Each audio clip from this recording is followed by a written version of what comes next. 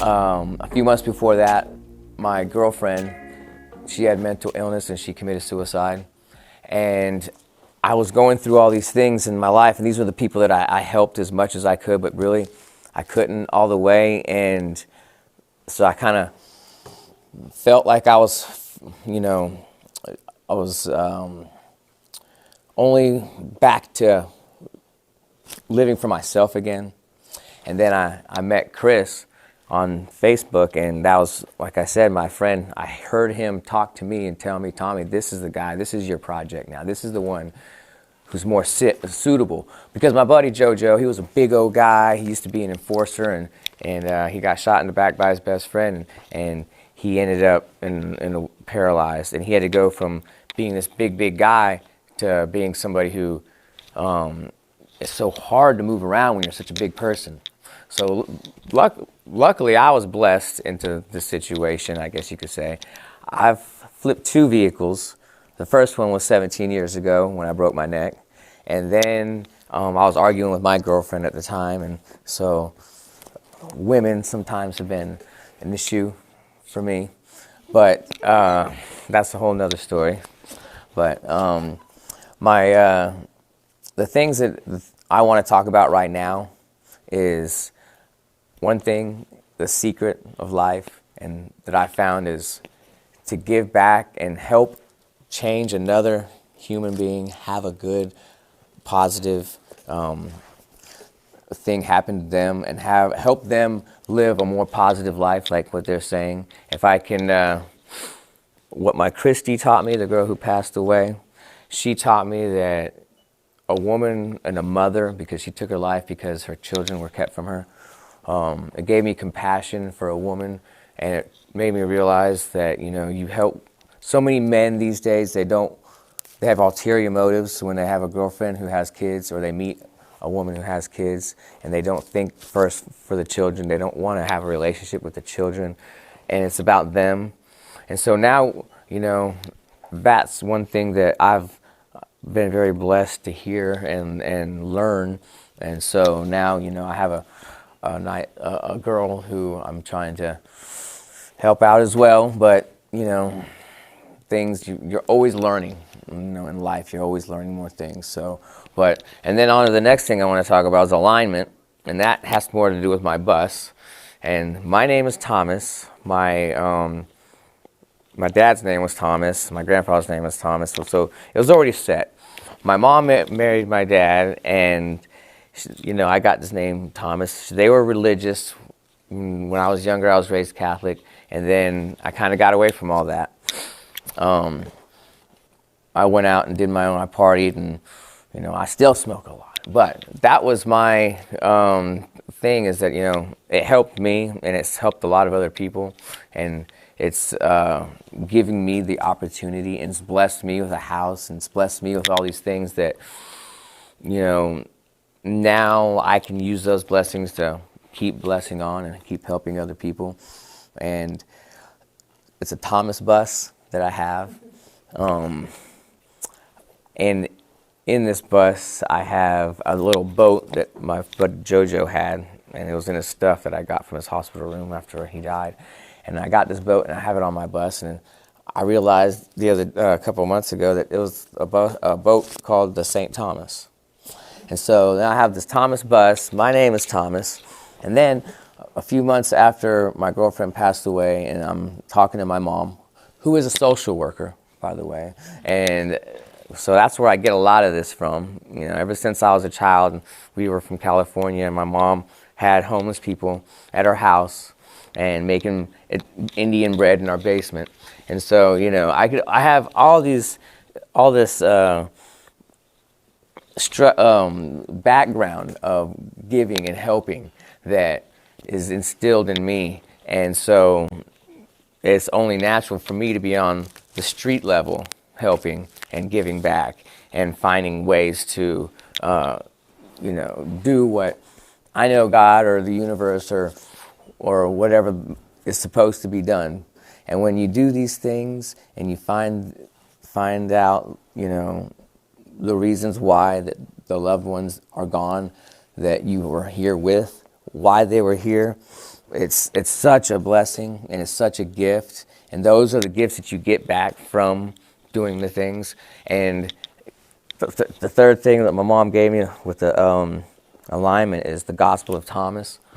And I find this thing is the Gospel of Thomas. It's not part of the Bible, but it is 114 sayings of what Jesus said.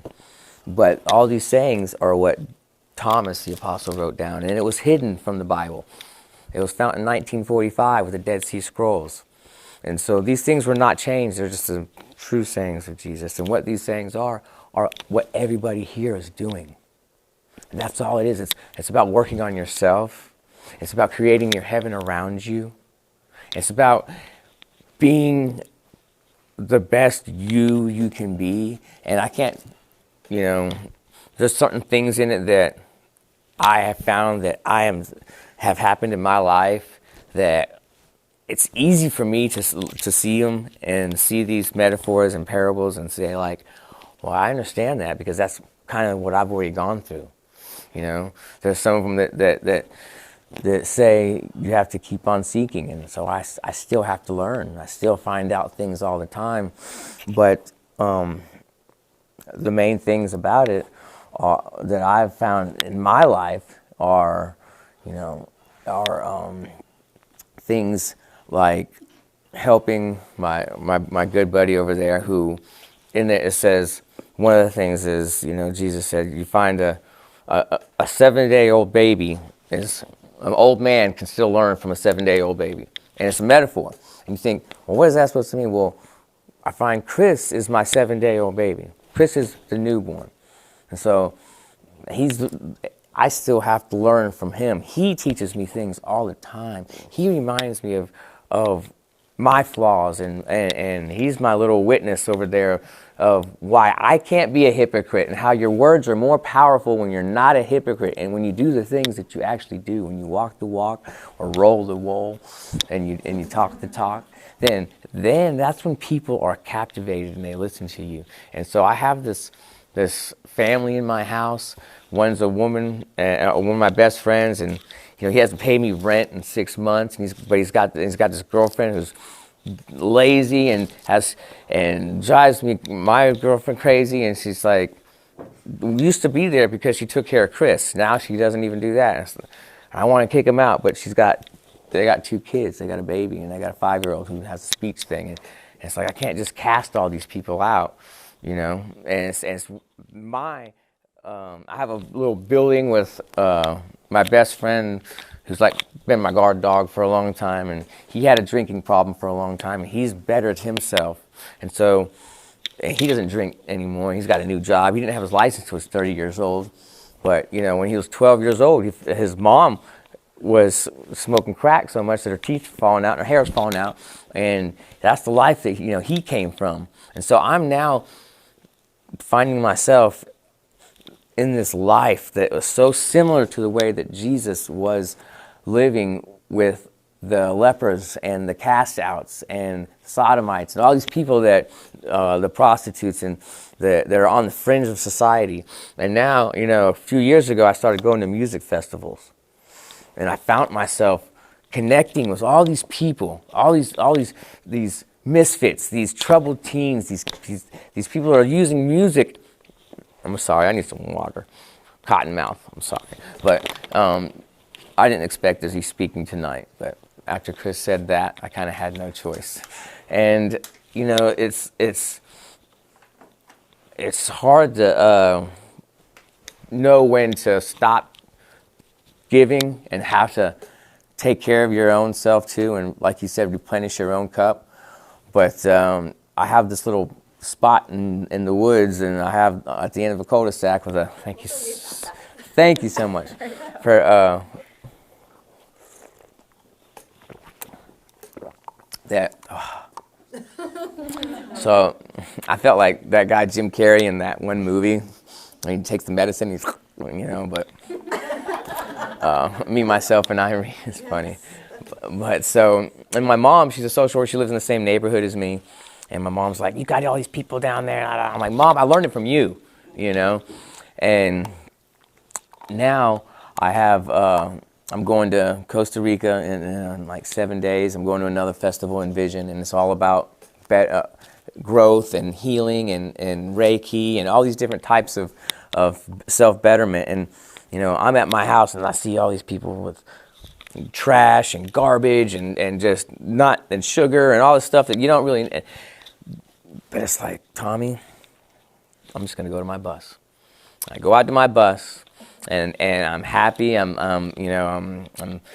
get to look at my yard. It's full of all these people, but friends. You know, I have my buddy Slade, his sister. She's there now in her RV, and her son. And we just got him enrolled in school. And Jamie is her name, and you know, she was my first friend when I was in 6th grade, and I moved to another school, and she took me to the lunch table and introduced me and made me, you know, I was the new kid and made me comfortable. So it's like everything is full circle, and you get to come. Everything's full circle, and so now, somehow the universe is giving me another awesome chick who's helping with Chris. And, you know, tomorrow we're going to go to Asheville so that she can see her children and see and help her with some of her struggles. And I have new opportunities to give back. And the thing is like I've had 2 second chances. After my Christy and my JoJo passed away, I was in Asheville watching Billy Strings play, and the next day I was driving home, and I fell asleep at the wheel, and I'm flipping my RSX. I wake up and I see the edge of the road, and I swerve, and I hit the embankment, and I'm flipping my RSX again. This is bringing back all the memories of the first time I flipped my truck when I was arguing with my girlfriend. I broke my neck. It's just all that emotion back up again. And as I'm seeing the sky and the ground going back and forth, and I see the little pieces of glass floating in the air, and you know, I smell the stuff from the airbags, my nose is burning, and I'm thinking, please God, just don't let me fly off this mountain. Let me live and land again. And I landed on the hill, and this old man came out to me. As I landed, and I thank God I was in this old man's yard, and he comes down, walking down from his house, and he says, you know, young man, a lot of people around here don't take too kindly to young men with hair like you. And I thought, wow, this is going to go great. And then he says, but I'm a firm believer in Jesus Christ, and I know I've done some time in San Quentin. You know, I'm going to sit here with you until you need help, if you need any help, or until anybody comes. And that old man's 94-year-old woman was at the home, and he was about to go see her, but he stood with me to make sure I was okay. And that made me realize, you know, how much that man loved his wife, but yet he still sacrificed a little bit of time to sit with me and make sure I was good, you know. And it wasn't until a few months later that I was at my house, and there was a big thunderstorm, and I'm having all these. I used to do ketamine, and I stopped doing ketamine, and like letting the wires rewire in my mind, and just becoming, you know, more open to myself and to the messages that were being broadcasted, or that my JoJo was up in the clouds trying to tell me. And I'm on the phone with my mom, and I'm telling her, Mom, I'm getting these messages right now. I'm understanding. I got to tell you, I got these epiphanies. I'm astonished, and that's another thing in the Gospel of Thomas. It says, you know, first you will be astonished, and then you will be bewildered, and then you will reign over all. And so it's like I've had all these times where I could have died, but I've kept living. And the reason why is because I'm understanding these words that I found in this Gospel of Thomas. And I want to share it with everybody, and I'm going to share more, you know, soon to come. And anybody can look it up, and anybody can see. It's not like I'm not trying to push religion or anything, but it's just a very personal and mystical things that he said that can touch you, and it's touched me, and it's made me realize that now that I have my Thomas bus, I have to be a little Thomas and go and talk about these things and how they've helped me. And so, you know, but the first way to do this, I can't go out and talk about it and say what you need to do without first doing it. And I see a lot of people who, they just want to do things and help people, and they don't really realize what it's all about. And, whenever the first time I gave, my Christy died, the first blessing I got was, there was a woman who was homeless on the way home when I was driving, and I stopped to give her money. And when I gave her that dollar, whatever it was I gave her, I heard her say, "Thank you, baby." And it was in the same words, same sound that was my Christy. I heard her, and I cried the whole way home. But it was such a blessing that it's like these things that you get, these little gifts that you get right after giving.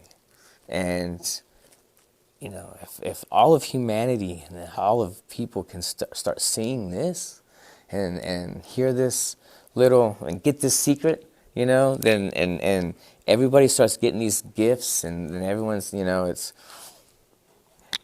it's just like how Chris now is blessing on and giving more gifts. That's the secret. And so that's what I wanted to come up here and say. So thank you guys. Something that I want to leave you with, and I'm thinking of Thomas. Each of us has a gift. Each and every day we go out, and if you're an artist and you bless somebody with your voice, if you're a dentist and you make sure that my teeth are clean, right? Thank you, by the way. But everybody has a gift, right? And it's on us to nurture that gift, right? To make sure that the soil is ready, right? To make sure that we're watering it and we're sowing and we're reaping.